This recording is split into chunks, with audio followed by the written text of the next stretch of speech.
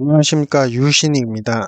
제가 이번에도 다파콘 채널에서 그 달러의 붕괴 가능성 그리고 앞으로 미래에 미국의 어떤 달러 패권에 대한 그 흐름에 대해서 이제 전망을 하고자 여러분들께 코멘트 내용을 말씀드리도록 하겠습니다.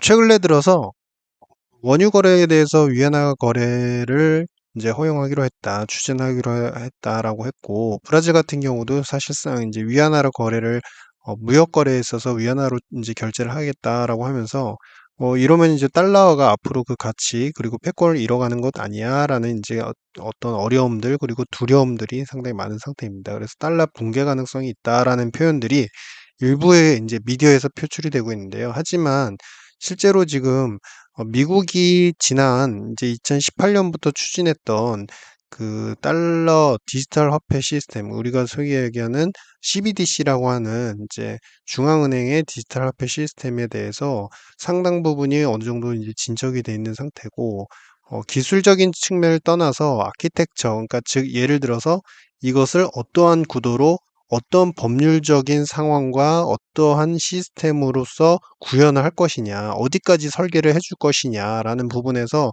고민이 있는 건 사실이지만 기술적인 측면은 사실 굉장히 빠르게 진보가 되어 있는 상태이다라는 것입니다. 그리고 이 디지털 화폐가 미국이 달러 디지털 화폐로 다시 어떤 시스템을 갖다가 안정화시킨다고 한다면은 미국의 달러 패권은 오히려 더욱더 한층 강화될 가능성이 있다. 그래서 최근에 나타나는 어떤 플로우가 아닌 인제 일방적인 인제 단언적인 측면에서 즉 인제 현재 나타났던 사건을 기반으로 해서 "미국 달러가 붕괴된다."라고 표현되는 것은 약간의 인제 "현실성과 괴리가 있다."라는 내용을 말씀드리고자 합니다. 그러면 이 달러 디지털 화폐가 어떻게 인제 작동을 할 것이냐. 지금 여러 가지 내용들이 있지만 그들이 밝혔던 백서에서 보시겠습니다. 2018년도부터 이미 FATF라고 하는 Financial Action Task Force를 기반으로 해서 미국이 디지털 자산을 국제적 표준으로서 활용을 할 수 있도록 G7하고 CBDC 개발에 굉장히 빠르게 진입을 했다라는 이제 백서의 내용이 있고요. 이 CBDC는 사실 여러 가지 가치 철학이 있지만 중요한 포인트가 있습니다. 미국이 강력한 경제를 계속적으로 시스템적으로 유지하고 경제 정책 측면에서 건전한 정책들을 계속 가져가겠다. 그리고 중요한 포인트가 나옵니다. 개방적이고 유동적인 금융시장을 커버하겠다라고 하는데 이 개방적이고 유동적인 금융시장 커버는요. 사실 뒤에 말씀을 드리겠지만 그동안의 달러 패권으로 달러가 안정적인 전 세계 금융 시스템의 화폐로서 작용을 했는데 이러한 흐름에 있어서 디지털 달러도 사실 그런 흐름에서 뒤처지지 않겠다. 전 세계적인 어떤 유동성과 금융시장에 대한 커버력을 디지털 화폐, 디지털 달러가 가져가겠다라는 이제 선으로 보여집니다. 그리고 제도적 투명성과 자유유동 통화, 그리고 여러 가지 예측 가능한 법률 시스템들. 이거는 이제 법률 시스템들은 사실은 자국의 어떤 정책적으로 이게 이제 불법적인 유통이나 테러 자금이라든지 뭐 잘못된 자금으로 사용하면 안 된다라는 측면을 강조하고 있지만 실질적으로 이 부분이 또 중요한 포인트가 있습니다. 대외에 다른 국가들 중에서 자신의 이치와 가치에 맞지 않는 여러 가지 규정에서 어긋나는 국가들을 제약하고 그들을 이 시스템에서 들어오지 못하거나 접근하지 못하게 하는, 즉 최근에 있었던 러시아에 대해서 스위프트 시스템에 접근하지 못하게 하겠다라는 그런 법률적 취지하고도 상당히 동일하다라는 것입니다. 일단은 그동안의 CBDC 중앙은행의 디지털 화폐가 나타내는 현상들은 상당히 이제 여러 가지 이점이 있는 건 사실입니다. 실제로 이 그림에서 보시는 바와 같이 그동안에는 이제 소비자가 있다고 한다면 소비자가 이제 은행으로 돈을 붙이고 그다음에 이제 결제를 하게 되면은 결제를 하면서 이 중간에 페이먼트 인프라스트럭처, 그러니까 결제라는 구조에서 일단은 이제 결제 시스템이 어떤 클리어링, 그러니까 청산소라고 하죠. 이 역할을 해 주고요. 그다음에 이 청산소가 결국에는 이 사람이 예금으로 얼마만큼 인제 결제를 했기 때문에 받는 수취자, 그러니까 상인이 되겠죠. 받는 수취자가 돈을 받아서 실제로 이 금액이 얼마만큼 들어왔다라고 하면 이 은행은 인제 바로 그 공급했던 물건을 공급했던 상업 인제 상인한테 그 돈을 인제 지불하는 방식입니다. 근데 최근 들어서는 여러 가지 이제 온라인 구매 시스템들이 있기 때문에 여러 가지 관점에서 사실 이런 청산소의 어떤 기능 역할들을 거치지 않고 이제 나타나는 현상이고요. 근데 중요한 거는 이러한 부분들이 아예 디지털 화폐가 되면은 제로가 될 수 있다는 겁니다. 물론 중간에 이 디지털 화폐라고 하는 디지털 달러라고 하는 CBDC를 갖다가 중개하거나 이것을 연결하는 중개 기관은 필요할 수 있습니다. 하지만 직접적으로 소비자하고 상인이 직접적으로 공급자와 수요자가 다이렉트로 이제 거래를 할 수 있기 때문에 여러 가지 측면에서 이점이 있다. 특히 이 중간의 과정에서 음 청산소나 중개기관이 최소화되는 역할을 한다고 한다면 그 신용 리스크가 상당히 줄어듭니다.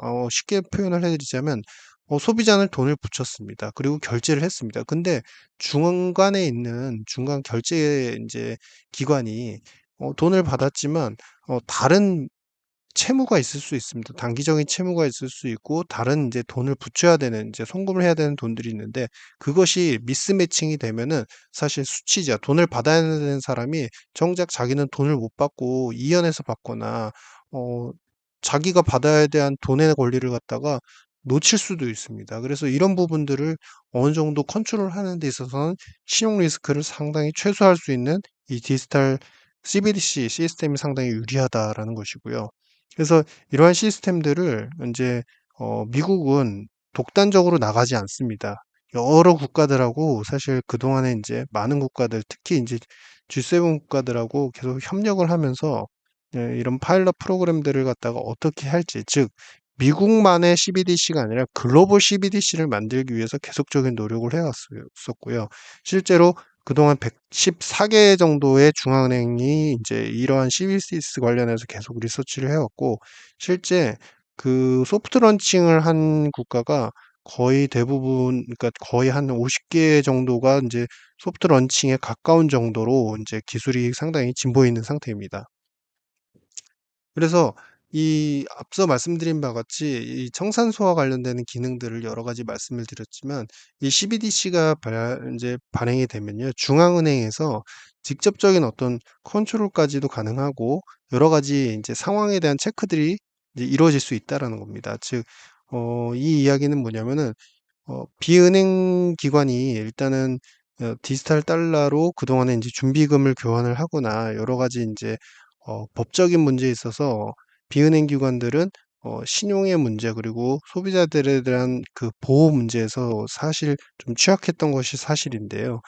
이 중앙은행이 만약에 CBDC를 직접적으로 관측을 하고 발행을 하고 이것을 갖다 통제하고 체크할 수 있는 그런 시스템이 된다고 한다면은 발행한 이후에 이 CBDC가 어디로 어떻게 어떤 경로로 갔는지에 대한 부분들을 체크를 직접적으로 할 수 있고 중요한 거는 이러한 부분들이 기업과 어떤 기업의 어떤 시스템하고 연결이 된다고 한다면 기업에 인제 급여를 갖다가 지불한다든지 기업 간 거래를 한다든지 아니면은 그 외에 인제 그 근로자가 노동 소득을 그러니까 근로소득을 벌어 들였을 때 이 소득이 기업이 직접적으로 개인한테 CBDC가 인제 체킹되면서 돈이 나간다고 한다면 바로 이 중앙은행 같은 경우는 이에 대해서 세금을 갖다가 즉시 이에 대한 급여에 대한 소득세 혹은 기업이라고 한다면 당연히 기업 세금이 되겠죠. 이런 기업 세금이 즉시 체크가 되고 그 체크되는 그 금액만큼을 바로바로 징수를 할 수 있기 때문에 굉장히 안전할 수 있다라고 이야기를 하고 있습니다. 특히나 중요한 거는 인제 우리가 ICO라고 했죠. 그동안에 인제 우리가 민간 사적 영역에서 계속 발행이 되고 이제 그들이 디지털 화폐 민간의 어떤 디지털 화폐라고 하는 것들은 ICO라는 것을 통해서 인제 공개가 되고 그 토큰이 공개가 되어서 "어떻게 사용될 겁니다." 이렇게 백서를 밝히고 그로 인해서 인제 돈을 수집하는 돈을 인제 수취하는 그런 형태가 되는데 마찬가지로 소규모 기업들한테 이러한 인제 CBDC를 활용한 그런 인제 자금 모집에 대해서도 충분히 이점이 있다라고 이 백서에서는 이야기를 하고 있습니다. 인제 다만 중요한 거는 관건 세금이겠죠. 당연히 CBDC로 인제 기업들이 자금을 모집한다고 한다면 국가에 대한 세금은 충분히 규정에 맞게 낼 수 있게끔 시스템을 설계를 할 것이고 다만 인제 중개하는 기관들 즉 증권사나 여러 가지 브로커리지 관련되는 기관들이 사실은 수수료를 못 받는, 오히려 근데 기업의 입장에서는 좀 비용이 적게 기업 공개를 할 수 있는 그런 이점이 있을 것 같다라고 이제 표현이 되고 있습니다. 그런데 그러면은 인제 이러한 이제 디지털 화폐의 기능 중에서 가장 중요한 핵심적인 부분을 좀 보겠습니다. 그동안에는 이제 우리가 여러 가지 최근에 인제 있었던 사건들을 봤을 때 인제 미국이, 그리고 달러라는 인제 패권이 계속적으로 도전을 받고 있고 위협을 받고 있다. 사실 맞습니다. 그동안에 페트로달러라고 해서 인제 어 그 원유 거래를 하거나 석유 거래를 할 때는 기본적으로 인제 오펙에서도 당연히 먼저 "달러로만 결제를 할 수 있다."라고 해서 달러의 가치 기능이 상당히 높았고, 교환이라든지 가치 기능, 이런 기능들이 상당히 인제 중요한 기능으로서 인제 작용을 했었는데요. 근데 인제 다른 통화 위안화로도 인제 거래를 하고 하겠다라고 하면은, 위안화도 가치 기능도 있고 그러면은 그 "교환의 기능도 상당히 좋은 거 아니야?"라고 표현을 할 수 있습니다. 맞습니다. 그래서 달러가 바로 붕괴가 될 것이냐? 그렇지 않다. 지금 미국은 앞서도 표현을 해 드렸지만 이미 다른 중앙은행들하고 CBDC를 갖다가 서로 간에 호환적으로 사용할 수 있게끔 여러 가지 시스템 개발에 그동안 상당 기간을 인제 집중해 왔었고요. 지금 미국 같은 경우는 이 CBDC를 공동으로 인제 G7하고 개발을 한다라고 이야기를 했는데, 이 이야기에는 또 반대적으로 표현을 한다고 한다면 여러 가지 제약 조건을 제정할 가능성이 있습니다. 즉, 이 CBDC에 접근하는 데 있어서 그들이 정하는 여러 가지 정책들, 그리고 법률적인 문제들을 다른 국가들이 따르지 않는다고 한다면 이 CBDC 통화와 인제 서로 간에 호환되지 못함으로 인해서 이 미국하고의 어떤 교역이나 거래, 그래 금융 거래에 있어서 상당히 불이익을 받게 할 가능성이 있다라는 것이고, 특히나 중요한 부분이 있는데요. 원유에 대한 거래에 있어서 지금 달러가 아닌 위안화로 가능하다라고 해서 달러의 힘이 당장에는 꺼지는 것 같지만요.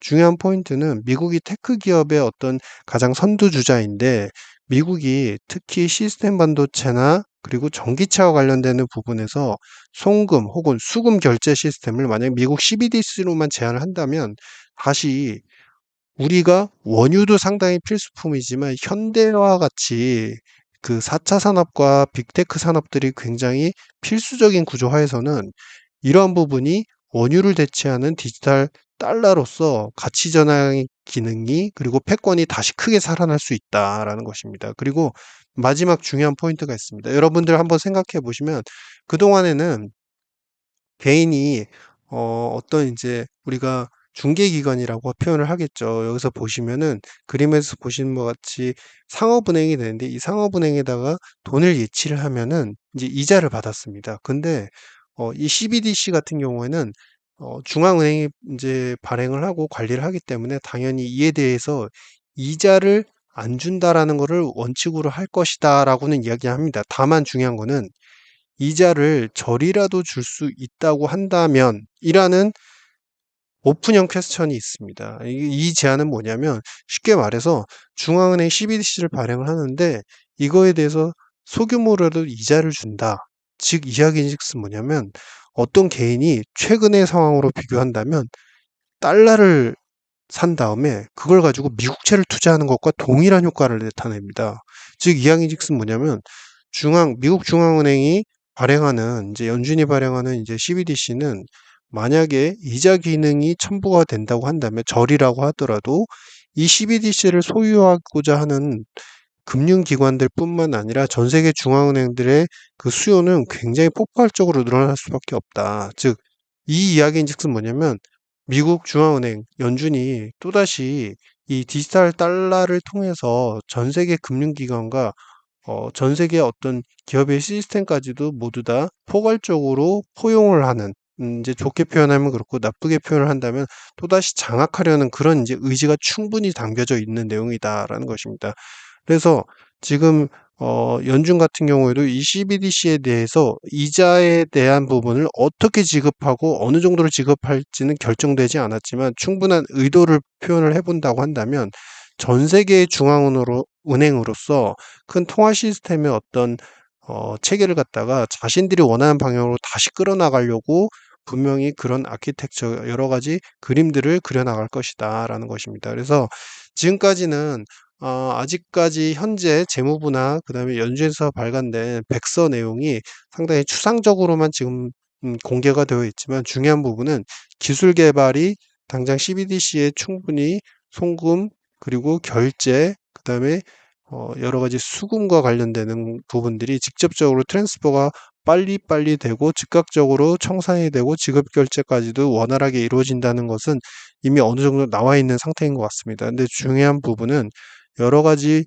정책적인 부분에서 어떠한 나라들과 어떠한 법률을 기반으로 해서 어떻게 CBDC를 호환적으로 거래할지에 대한 전 세계적인 그 네트워크상의 시스템에 대한 부분이 아직 구체적으로 그들이 정의를 안 내린 상태인 것 뿐이고요. 그래서 만약에 이 디지털 화폐가 다시 이 미국의 달러를 대체하는 디지털 달러로서 자리매김을 한다고 한다면 미국은 지금 현존하는 인제 화폐로서 지폐 화폐로서의 달러의 어떤 힘이 일어나가는 부분들을 충분히 복구할 수 있을 것이다. 그래서 앞으로 통화 패권에 있어서는 단순히 인제 석유 거래가 달러 위에 다른 통화로 되니까 '미국의 달러가 힘을 잃었다.' 이렇게 보시기보다는 이 CBDC의 시스템이 앞으로 어떻게 전개가 되면서 또다시 미국이 패권을 가져가는지 달러 패권을 또다시 획득하기 위해서 어떠한 노력을 하는지를 유심히 살펴보셔야 된다라는 내용으로